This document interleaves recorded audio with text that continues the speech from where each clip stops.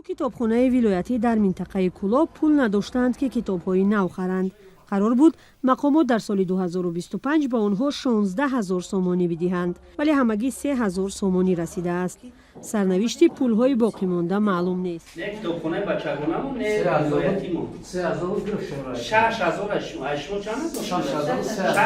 6,000 کتابخانه بچگانه کتابخانه بنوی صدری نه صوف نه 10,000 چیکاری مسئولان کتابخانه‌ها گفتند پولی که برای خریدن کتاب‌های نو جدا می‌شود کم است و اون هم سری وقت دسترس نمی‌شود. 10,000 20,000 در یک کتابخانه ولایتی بسیار مبلغ. یعنی مدیر مالی هم با تأسف گفت که سودی کمه. این یک کتاب باز خودش 30 40 50 تا 100 سوم یک کتاب چیزی.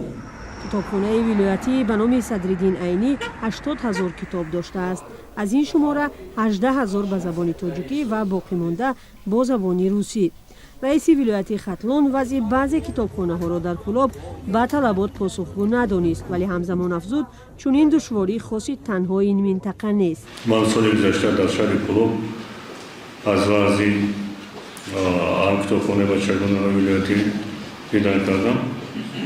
با طلبات امروزه جوابگو نیست. البته ما اصلا کتابخانه ولایتی با نام صدرالدین عینی در شهر و ناحیه‌های منطقه کӯлоб در عموم 215 کتابخانه فعال بوده است. камбуди پول و نرسیدن کتاب‌های نو در کتابخانه‌های منطقه کӯлоб در روزهای مطرح می شود که سال 2026 را در ولایت ختلون سال فرهنگ کتابخانه اعلان کردند. مقامات و مردم امید دارند که با این بهانه شاید به کتابخانه‌ها توجه و وضع کمی بهتر شود، اما همزمان از آن نگرانند که بعد یک سال همه چیز دوباره به گوشه فراموشی می رود.